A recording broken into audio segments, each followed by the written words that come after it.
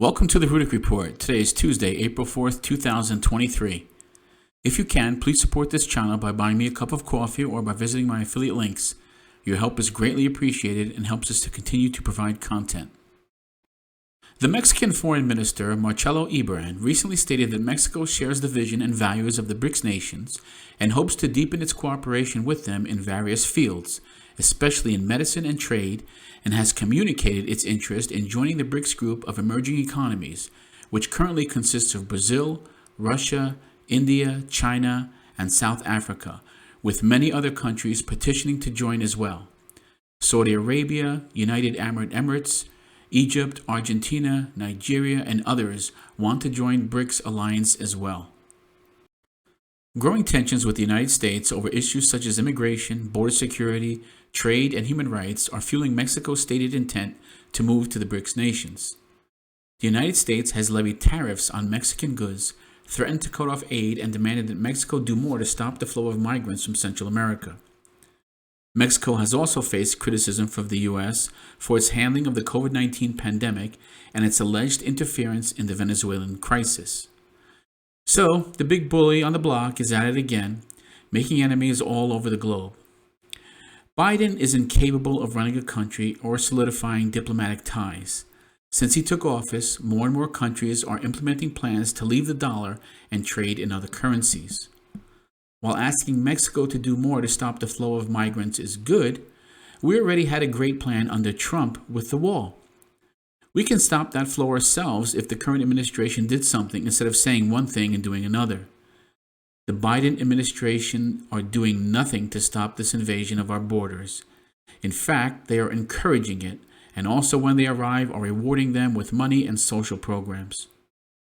It appears that they are intentionally trying to weaken our country to a banana republic status.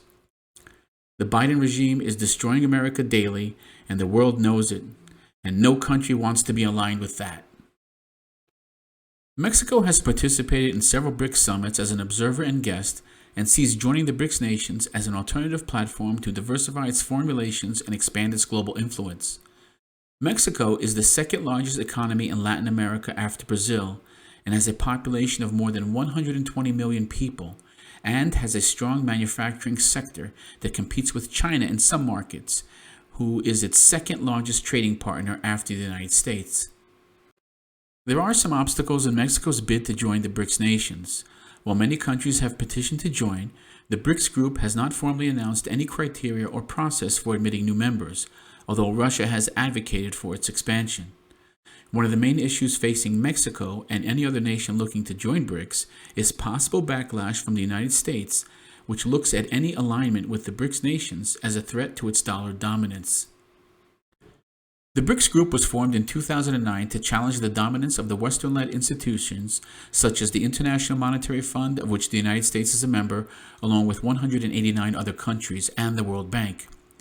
They are having a huge impact globally and represent about 40% of the world's population, 30% of the world's GDP, and 20% of world's trade.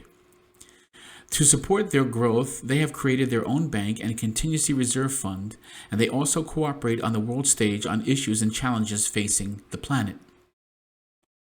But make no mistake, with the list of countries looking to join Brics, these moves are devastating to the United States and its national security. Following years of abusing its reserve currency status, the United States now faces a growing wave of global de-dollarization as many of the largest and most populous countries on the planet are banding together to launch a US dollar alternative to be used in global trade. Countries around the world have grown tired of being bullied by the United States and being forced to trade in US dollars. The collapse and death of the dollar is coming much sooner than anyone forecasted, with multiple countries with huge global economies now working together to eliminate the US dollar in trade. Also, with the Brics nations expanding and working towards the creation of an alternate currency, the dollar's days of being the world's reserve currency are coming to an end. You need to prepare for this eventuality. I know you hear this warning often, but it is important that you take some action, or you, like the majority of those who refuse to take action, thinking everything will be fine because it always has been, will be left bankrupt and penniless. The economic conditions are worsening.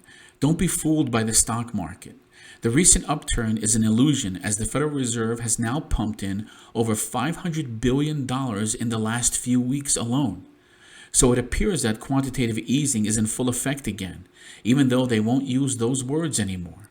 But the bottom line is they are pumping liquidity into the market, but it will not matter at all, as they have now painted themselves into a corner, and one way or another, this game ends. Nothing in this video should be considered financial advice, but it's important that you get some food, get some water, get cash for emergencies in case there is a run on the banks, and if possible, get out of debt and move some money into precious metals. There are many reputable companies to buy from. Some of them include JM Bullion, SD Bullion, and Money Metals.